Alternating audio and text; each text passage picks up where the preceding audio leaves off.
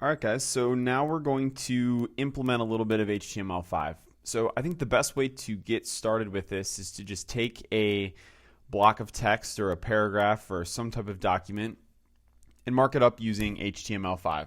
So what I've provided is a very simple recipe for a house seasoning mix, and what we're going to do is we're going to walk through this recipe and we're going to mark it up with HTML. So we're going to essentially turn this into a web page.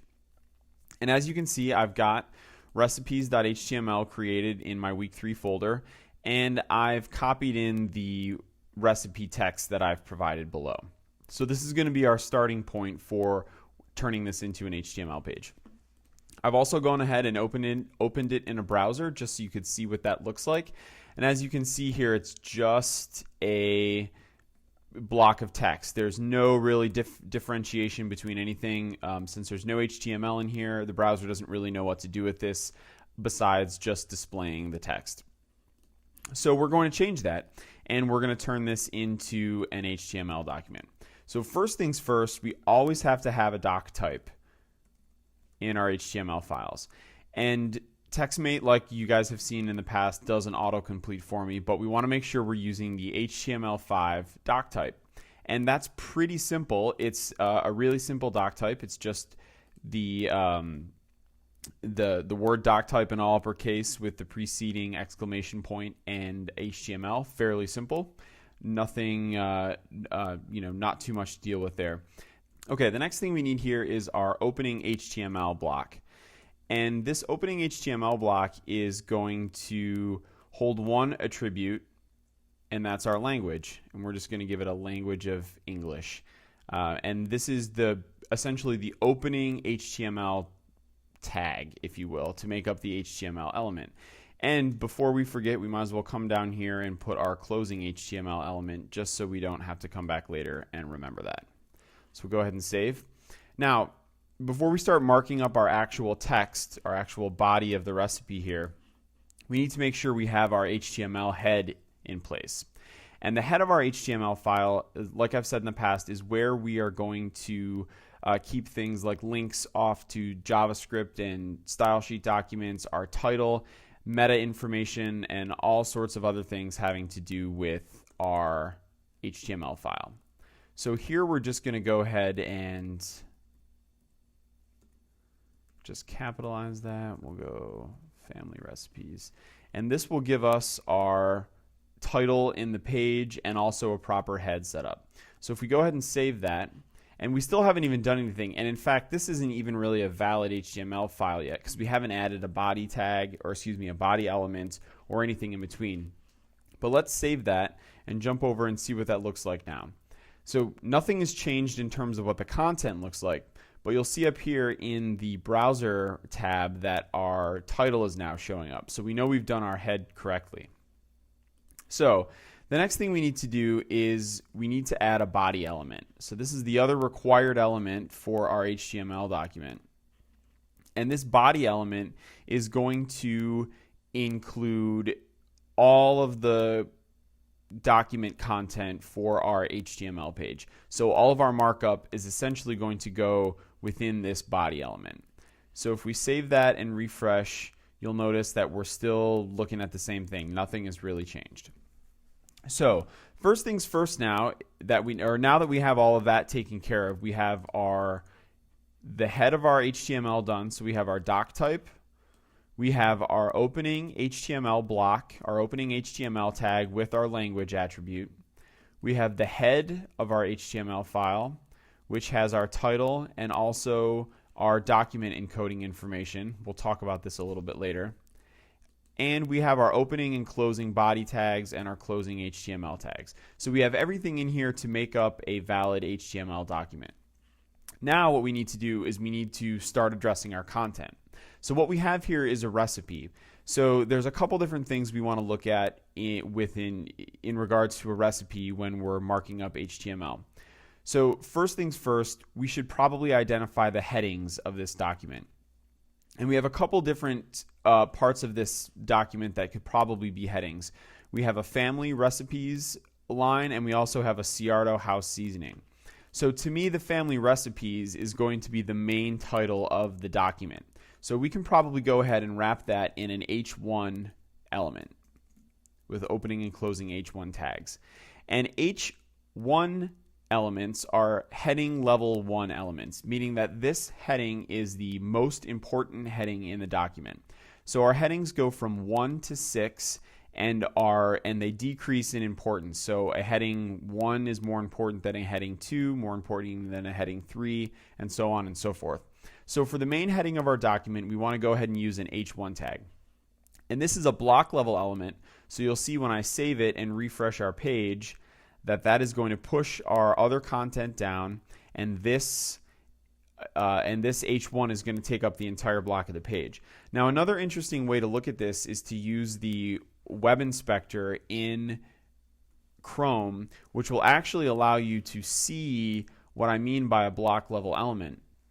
So you'll see here we have our main HTML element that surrounds everything.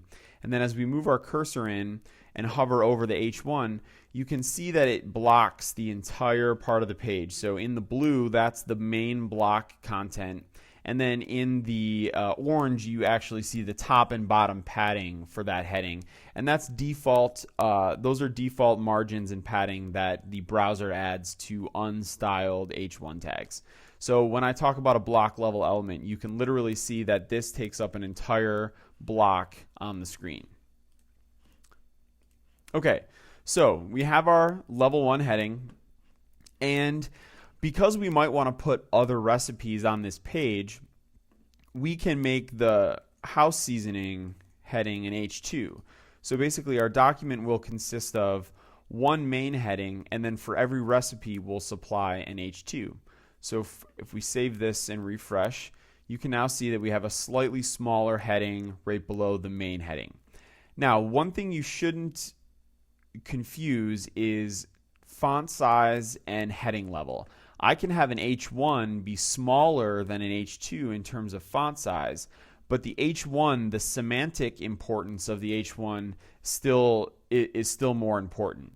And what I mean by semantics is that we want family recipes to be the main heading of the document. I want search engines to know that family recipes is the main heading, and I want my visitors to know that family recipes is the main heading. I can still make this smaller in the font using the font size in CSS, but in terms of how the browser sees it and how search engine sees it, it will still be the most important. So H2s on our second level headings, and we could use multiple H2s down this page. I like to keep my H1s to only one per page, and that's just kind of a semantic choice and a design choice. But it's up to you. You should limit the amount of top level headings though that you have per page. So the next bit of content we have looks to be just a general description of the recipe itself. So I think for now this would be fine to just wrap in a paragraph tag. Okay, and let's save again and see what that does. Now you can see here that it's again, because a paragraph is a block level element, and what we have is 3 block level elements in a row here: an H1, an H2, and a paragraph. And you can see how those correspond to the HTML: H1, H2, and a paragraph. Okay, so the next bit is our list of ingredients. And I think the best way to do a list of ingredients is to use the list tag. And HTML gives us 2 types of lists. We have an ordered list, or an OL element, and we have an unordered list, or a UL. And the main difference is one is ordered and one is unordered. So an ordered list would be 1, 2, 3, 4, 5, something in chronological or numerical order. And an unordered list might just be a general list of things, like a grocery list, or in our case, a list of ingredients in a recipe. An area you might want to use an OL would be in the steps to create a recipe. So if this was a more complex recipe, we might have an unordered list for our ingredients and an ordered list for the steps necessary to make our recipe. And by default, most browsers will format ordered lists with numbers and unordered lists with bullets, as you'll see here. So Our unordered list element is interesting because it's an element which is actually made up of other elements. And what I mean by that is that within the UL element and within the UL tags, we actually have LI elements or list items.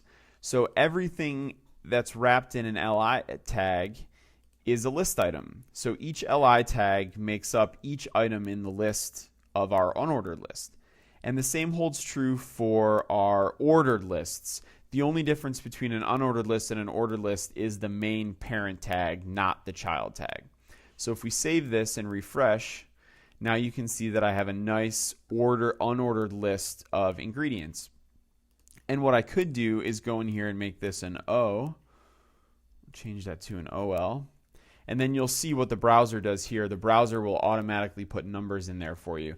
But like I said, we want to leave this as an unordered list because I think semantically that is what this calls for. So finally down here we have another paragraph. This is just some final instructions. And, maybe, let's see, maybe because this is kind of a call out, we can add a little emphasis tag here. And this is an inline element called the M or emphasis element. And this is essentially the more semantic version of the I tag or the italics tag. And what this will do is this will emphasize the text in the browser. So you can see here the add 2 tablespoons of brown sugar to make a killer rub for your next barbecue. That is just adding our, italicization to that text in this particular part of the page. But you could just as easily using CSS make that bold or nothing at all. Like I said before, it's just a semantic tag. So the final part here is another heading. So we could actually make this an H3 tag because this is another heading within our recipe. If we let's refresh that. Okay, conversions. And you'll see here we actually have a couple conversions for our recipe. And these could be a list, but it might make a little more sense to put these into a table. And a table is just that. It's an element that holds tabular data. So let's take that and put this in here. And tables kind of have a nefarious history in HTML. Before we had really good tools in CSS and better markup tools in HTML5, a lot of designers relied heavily on tables for layout.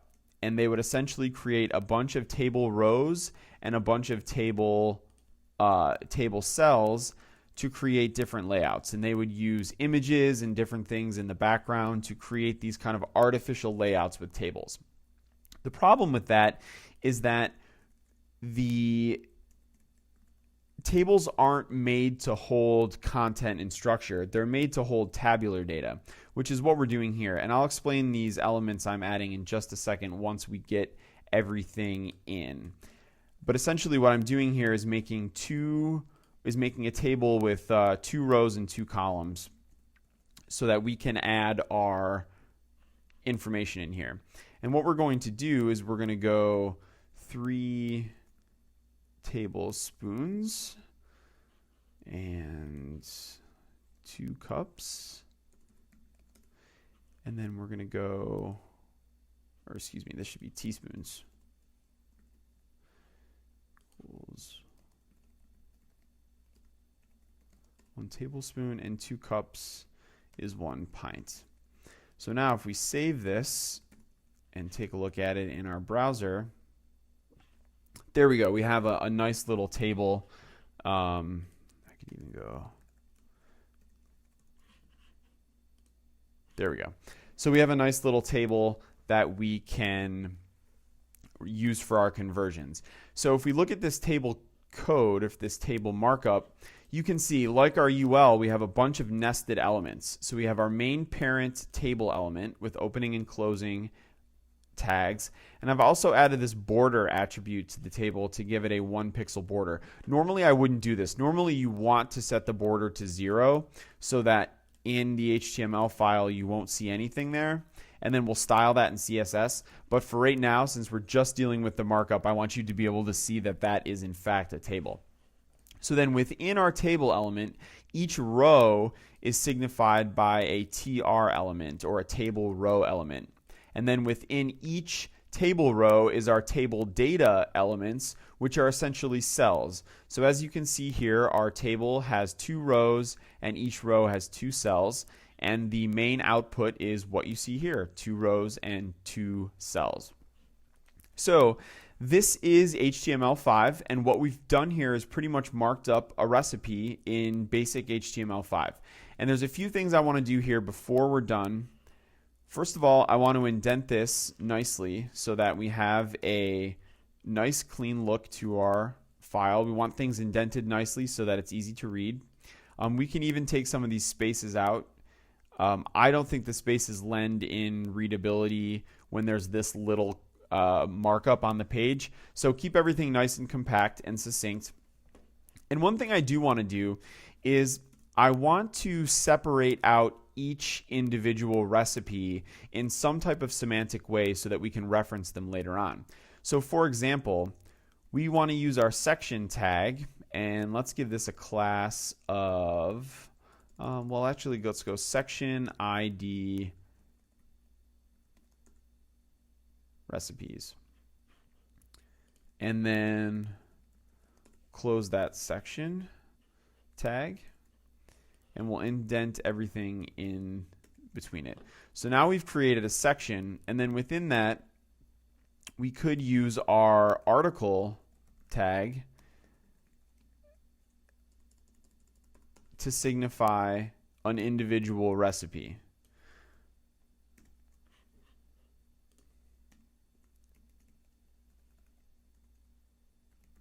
Okay, so let's save that and look at our page. Now, I refreshed and you notice that nothing really changed. The only thing we did is add some parent elements here, a section and an article. And this will allow us, when we want to add more recipes, that we just create a new article tag. And in between here, we put our new articles, or excuse me, we put our new recipes. And we can kind of expand this down as we go, building a full document full of recipes.